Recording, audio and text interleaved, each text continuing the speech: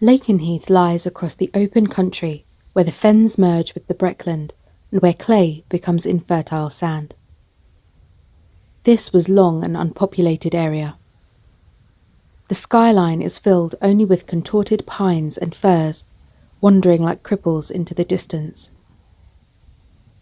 The landscape is still blighted by ageing and ugly airbases. Lakenheath was one of the biggest American bases in England, and the Stars and Stripes still hangs in its honour by a private altar in the south aisle of the church.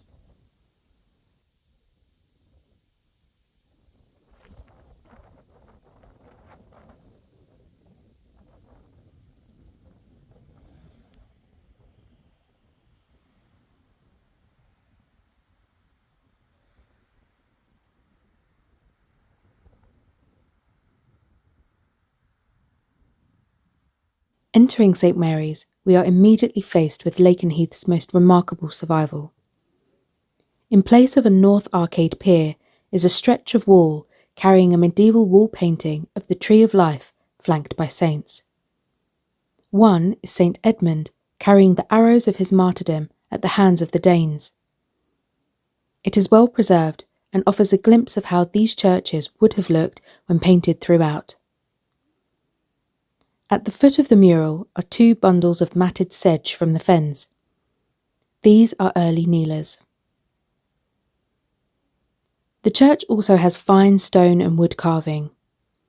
Corbel heads appear to have suffered from the iconoclasts, but the roof angels are big and the benches have superbly carved ends, pierced backs and deep wooden bases which would once have been filled with straw for warmth in winter. The Lakenheath bench ends are celebrated for their originality and domestic themes. The characters include animals, priests, a farmer harvesting his crop, and a splendid contortionist. Each presents the carver with the challenge of squeezing the figure into the frame as if it was itself an act of contortion. A unicorn has its horn tucked under its back, while a tiger tries to see itself in a mirror. The iconography of these images remains a mystery.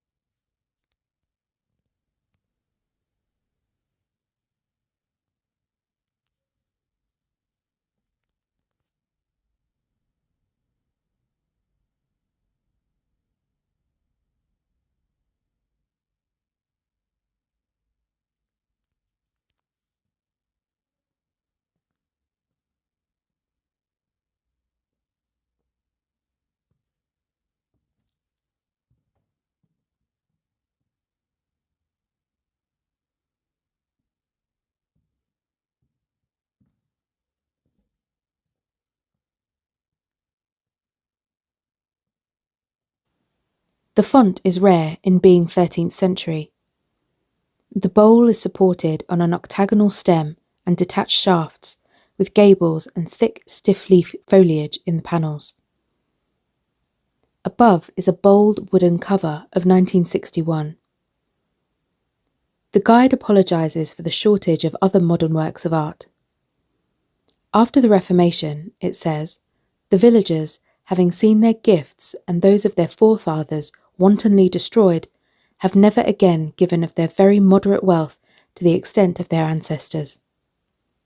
To use the Reformation to excuse church poverty today is stretching a point.